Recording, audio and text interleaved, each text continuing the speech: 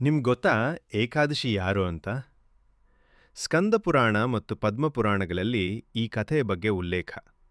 ಮುರ ರಾಕ್ಷಸ ಘೋರ ತಪಸ್ ಮಾಡಿ ಬ್ರಹ್ಮನಿಂದ ವರ ಪಡೆದಿದ್ದ.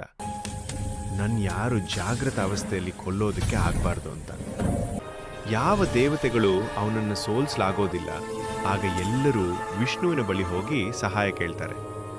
ವಿಷ್ಣು ಮತ್ತು ಮುರ ಮಧ್ಯೆ ಎಷ್ಟೋ ವರ್ಷಗಳವರೆಗೆ ಯುದ್ಧ ನಡೆಯುತ್ತೆ. ಆದರೂ ವಿಷ್ಣುವಿಗೆ ಗೆಲುವು ಸಿಗೋದಿಲ್ಲ. ಕೊನೆಗೆ ವಿಷ್ಣು ಸ್ವಲ್ಪ ಹೊತ್ತು ವಿಶ್ರಾಂತಿ ಪಡೆಯೋಕೆ ಅಂತ ಒಂದು ಗುಹೆಗೆ ಹೋಗಿ ಯೋಗ ನಿದ್ರೆಗೆ ಜಾರ್ತಾನೆ. ವಿಷ್ಣು ಯೋಗ ನಿದ್ರೆ ಮಾಡ್ತಾ 11 ದಿನ ಆಗಿರುತ್ತೆ. ವಿಷ್ಣು ಯೋಗ ನಿದ್ರೆಯಲ್ಲಿ ಇರೋದು ನೋಡಿ ಅವ್ರ ಮೇಲೆ ಪ್ರಹಾರ ಮಾಡೋದಕ್ಕೆ ಬರ್ತಾನೆ. ಇನ್ನೇನು ಪ್ರಹಾರ ಮಾಡಬೇಕು? ಅಷ್ಟರಲ್ಲಿ ವಿಷ್ಣುವಿನ ಒಳಗಿನಿಂದ ಒಂದು ದಿವ್ಯವಾದ ಸ್ತ್ರೀ ಶಕ್ತಿ ಹೊರಬರುತ್ತೆ. ಅವಳು ಒಂದು ನೋಟದಿಂದ ಮುರನ ಸಂಹಾರ ಆಗಿ ಹೋಗುತ್ತೆ.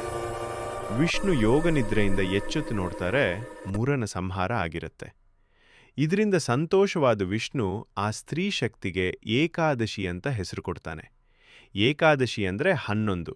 ವಿಷ್ಣು 5 ಪಂಚೇಂದ್ರಿಯಗಳು, 5 ಜ್ಞಾನೇಂದ್ರಿಯಗಳು ಮತ್ತು 1 ಮನಸ್ಸು, ಒಟ್ಟು 11 ಗುಣಗಳು. ಇದರಿಂದದು ಜನಿಸಿದ ಕಾರಣ ಏಕಾದಶಿ ಅಂತ ಹೆಸರಿಡುತ್ತಾರೆ. ಈ ದಿನ ವಿಷ್ಣುವಿನ ವ್ರತಾಚರಣೆಯಿಂದ ಎಲ್ಲ ಕಷ್ಟಗಳು ದೂರವಾಗುತ್ತೆ. ವೈಕುಂಠದ ಬಾಗಿಲು ಈ ದಿನದಂದು ತೆರೆದ ಇರುತ್ತೆ. ಇದು ವೈಕುಂಠ ಏಕಾದಶಿಯ ಕತೆ.